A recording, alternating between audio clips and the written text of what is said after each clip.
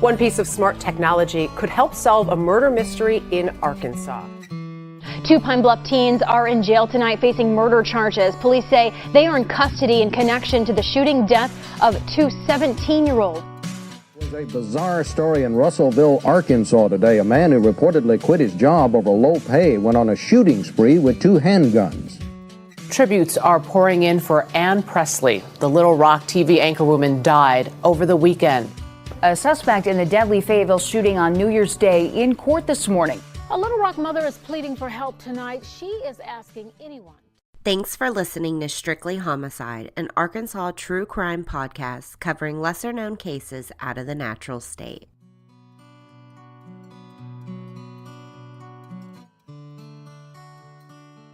I'd like to start off by thanking my Patreon supporters. If you'd like to help support us, you can find us on Patreon and help with as little as $1 a month. There's also a donate button for a one-time donation on strictlyhomicide.com. Please stay tuned until the end of the show to hear a few promos from some of my favorite shows.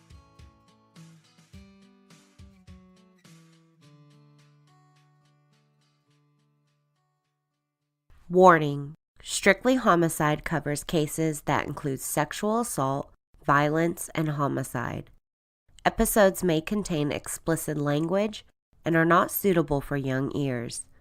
Listener discretion is advised.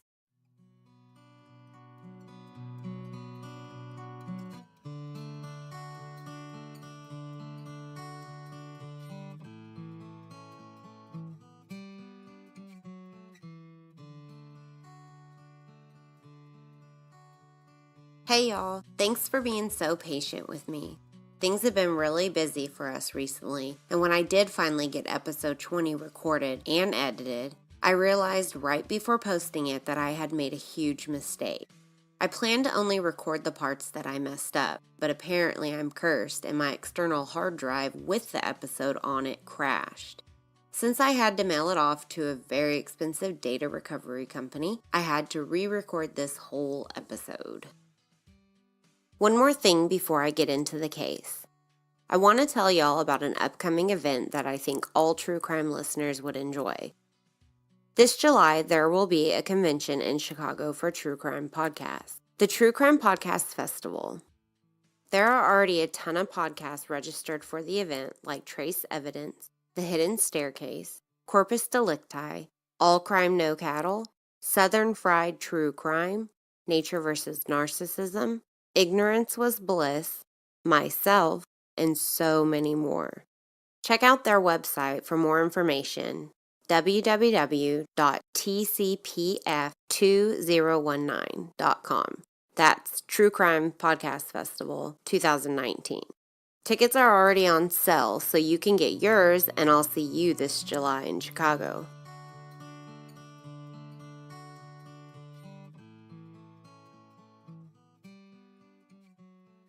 This week's case was a listener suggestion.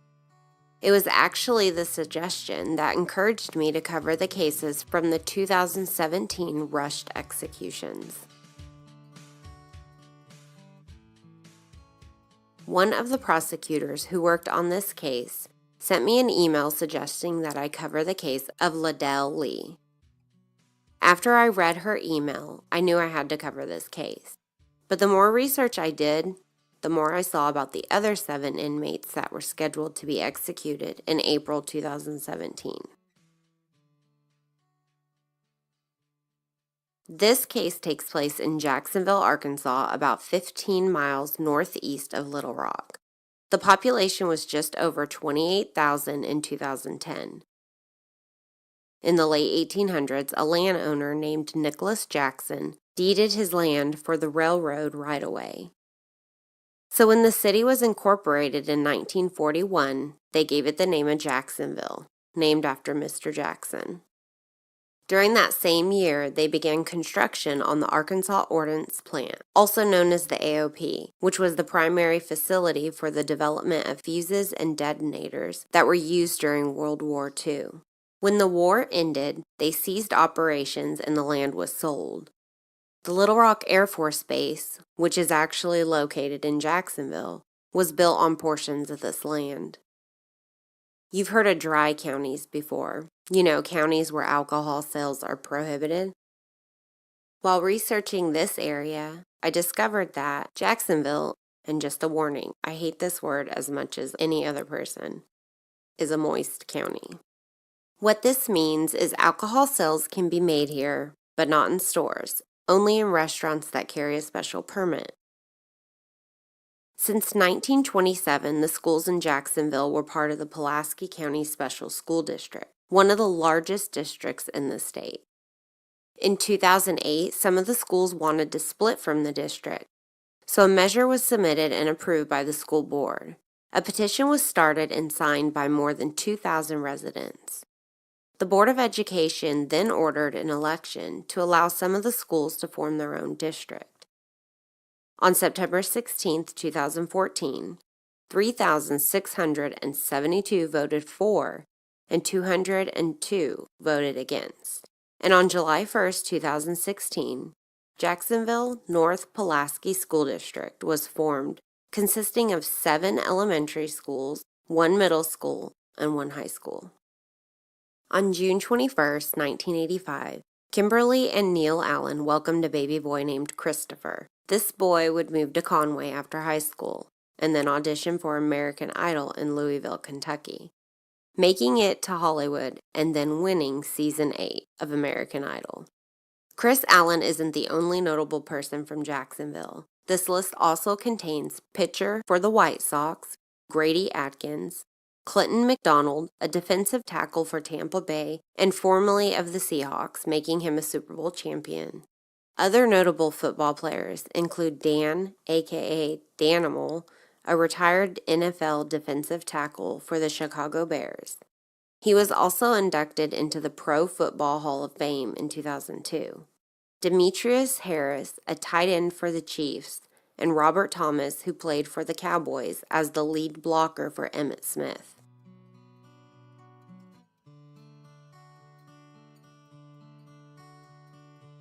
So in 2004, right after moving to Arkansas, I lived on Cherry Street in Jacksonville. I had no idea until researching this case that in 1993, a 26-year-old woman was brutally murdered just a few houses down.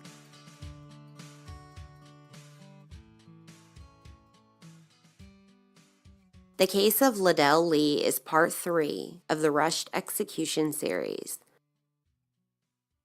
In 2017, the governor, Asa Hutchinson, decided to execute 8 inmates on 4 dates, meaning that they would be executing 2 inmates back-to-back within a time span of 10 days.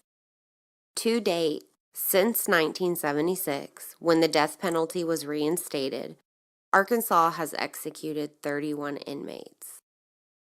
Before 2017, the last person executed in Arkansas was in 2005. The state went 12 years without an execution because of the drugs used in the lethal injection. It became very difficult for prisons to obtain the drugs that are used during the lethal injection. The manufacturers of some of the drugs were refusing to sell to prisons, knowing that they were going to use them to kill someone. Why the rush all of a sudden in 2017? Well, Arkansas's supply in the first drug used in the 3-drug cocktail was about to expire. This is the drug that blocks the pain that occurs from the final 2 drugs. Complaints were filed claiming this drug is torture because it will paralyze the inmate as they burn alive from the inside. There have been numerous botched executions linked to it. States had options to go through compound pharmacies, and some states stocked up. The problem with that is that the drug expires, and Arkansas's supply was set to expire in April 2017.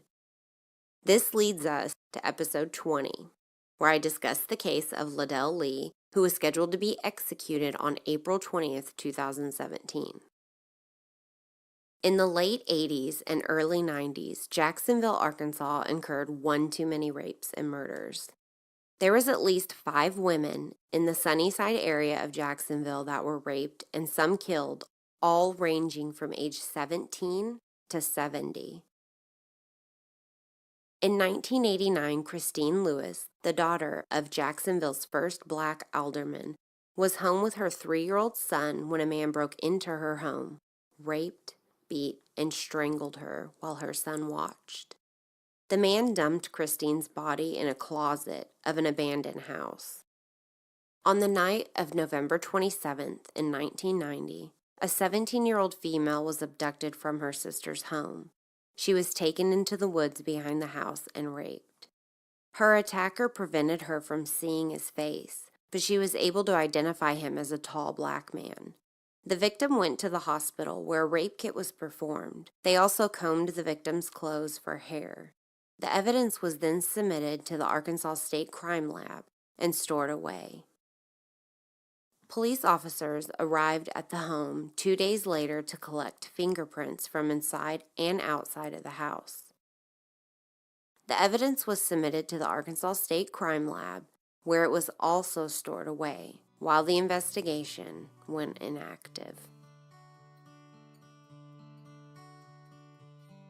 In the morning of February 9th, 1993, William McCullough Jr. heard a knock on his door. It was a little after 10 a.m. and William was not expecting any visitors. When William opened the door, he was greeted by a man he didn't know. The man asked William if he had any tools that he could borrow and promised to return them when he was done. William went and grabbed a driver ratchet and a socket, handed it to the man, and reminded him to return it when he was done using them. The man agreed, thanked him, and left. Not long after that, one of William's neighbors at 212 Cherry Street also received a knock at her door. Deborah Reese was getting ready when this happened. She walked to the door and was also greeted by a man that she did not know. The man asked Deborah if her husband was home because he wanted to borrow some tools. Deborah said she did not own any tools and shut her door as the man walked away. Deborah peeked out her window and watched the man make his way around the street. She was a bit frightened. Her husband was not there. In fact, her husband was working driving truck. Deborah immediately phoned her mother and explained that a strange man just knocked on her door and asked her to borrow tools. She told her mom that she did not trust this guy and was very scared. Deborah's mother told her to come to her house, and Deborah said she would, but that she had to finish getting ready first. Not long after that, Deborah's neighbor across the street heard something and looked out the window. He noticed that a man was standing at Deborah's front door, making head movement as if he was making sure that nobody was watching him. He said that the man grabbed Deborah's screen door, and I quote, made a beeline inside just real fast. This would be the point where I figured that he would call 911 and report what he just saw, or maybe walk across the street to check on Deborah. But he didn't. Instead, he got in his car and followed the man when he left about 20 minutes later. He followed the man to Galloway Circle, a nearby street where he saw him standing outside talking to a woman. The woman was Glenda Pruitt, and she lived at the home on 128 Galloway Circle. Glenda had only seen this man 4 or 5 times and knew him by the name of Skip. She had a short conversation with him that morning when he was passing by her house. When Deborah didn't arrive at her mother's house, she became nervous, especially after the phone call that she received from her earlier. A little after 1:30 p.m., Deborah's body was found in her bedroom. She had been brutally beaten around 36 times with a tire thumper. She had bruises and marks on her that indicated that she had also been strangled. A photographic lineup was shown to the neighbors who witnessed the man walking around the neighborhood. The neighbors all identified Ledell Lee. When Lee was arrested, they seized multiple items from him, including a pair of Converse shoes containing 2 small spots of blood. There was a shoe print on a piece of paper next to Deborah's body. The shoe print matched perfectly to Lee's unusually large size 13 shoe. Deborah's father, Stephen Williams, said that he had just given his daughter 3 $100 bills that were now missing. He told them that they should be in sequential order, the same with a stack that he had at home. He said he received the stack of new, crisp bills, and out of it, he gave his daughter 3. During investigation, it was found that one of those bills with the serial number that matched was used by Mr. Lee at Rent-A-Center on the same day. The first trial ended in a mistrial because they could not reach a unanimous verdict. It was found that the jury foreman had lied and said that they did not know Mr. Lee, when in fact they did. Not only did this person lie about knowing him, she also had previously been convicted of a felony. Her parole was revoked, and this juror was later prosecuted for perjury. On October 12, 1995, they tried Lee for a second time, and this time the jury found him guilty of capital murder and sentenced him to death. The judge had set an original execution date of February 9, 1996, which is the anniversary of Deborah's death. The prosecutor who sent this case to me mentioned that she still has nightmares from sitting across from Ledell Lee during the 2 trials. She described his eyes as dead and feared that if he had not been shackled down, he probably would have climbed over the table and strangled the prosecuting attorneys without breaking a sweat. She also mentioned that one of the worst parts of the trial was seeing that piece of paper that had a shoe print on it. The piece of paper also contained baby names that her and her husband were doodling, dreaming about their future.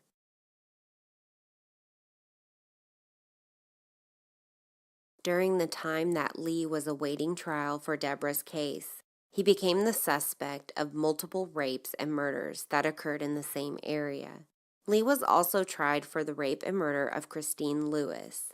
The jury in the trial was unable to reach a verdict, and the state decided not to retry him because he had already then been convicted for Deborah's rape and murder. Lee was convicted on 3 charges of rape, including a home invasion of a 70-year-old lady. The attack on her was extremely brutal, but she was brave enough to stand trial and testify against Ledell Lee. DNA evidence also convicted him of other rapes, including the 17-year-old. There is really no doubt that this man was a dangerous monster and he needed to be removed from the streets.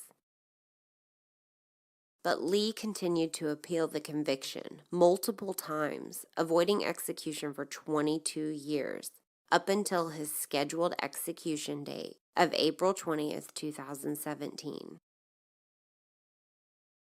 Prior to 2017, the last person executed in Arkansas was Eric Nance.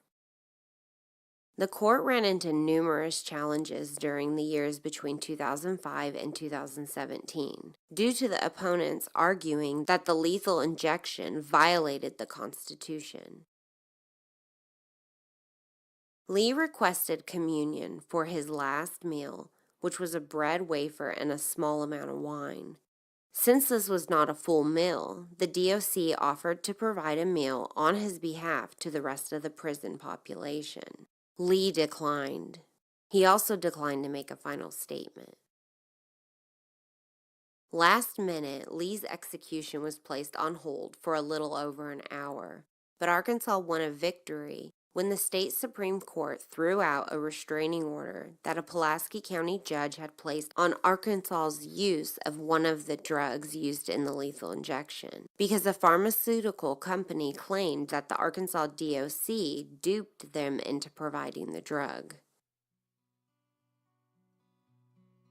At about 11:56 p.m., 4 minutes before the execution warrant would expire, Ledell Lee was executed.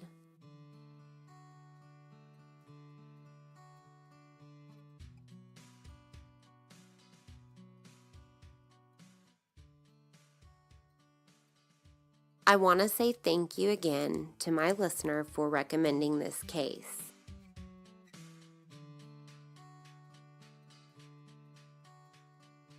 On the next episode, I will be covering Stacy Johnson, the 4th inmate scheduled for execution.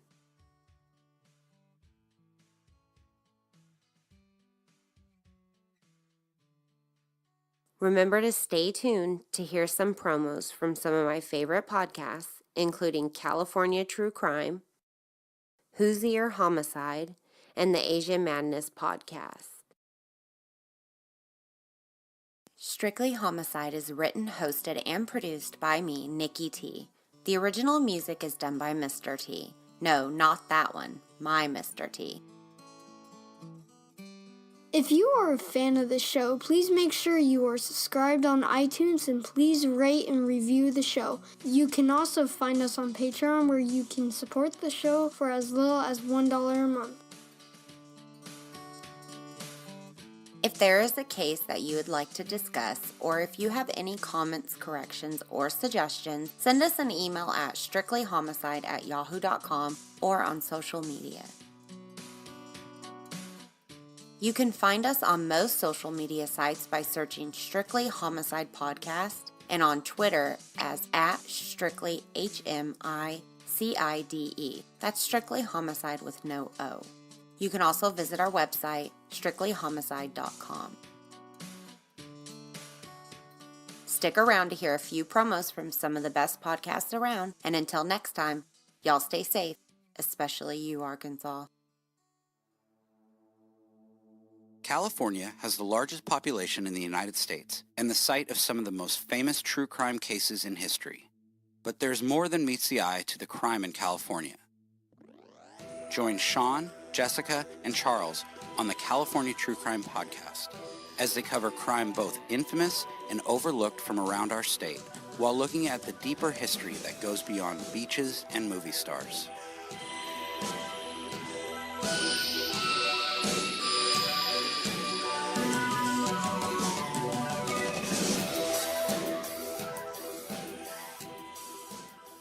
In 5, 4, 3. Hey everybody, this is Danielle. And this is Daniel. And I'm Carla, and we are Hoosier Homicide, a true crime podcast by Hoosiers for Hoosiers, or for anyone that doesn't know what a Hoosier is. Whoa. I don't know what a Hoosier is. Do you? Yes, as a matter of fact, I do. Great. We don't need to look anything up. Go to Wikipedia and type in Alabama Hot Pocket. No, don't do that. And that'll tell you what a Hoosier is. Just come listen to us. You'll find out. Anyway, you can find us on Twitter and Instagram. Our handle is @Hoosier Homicide. You can also download any episode you prefer off of Stitcher, Podbean, iTunes, Google Play, and Spotify. We tell true crime stories with some random connection to our home state of Indiana. So come listen. That's what she said. For the love of God. And for honest to goodness, stay out of the corn. Pretty good.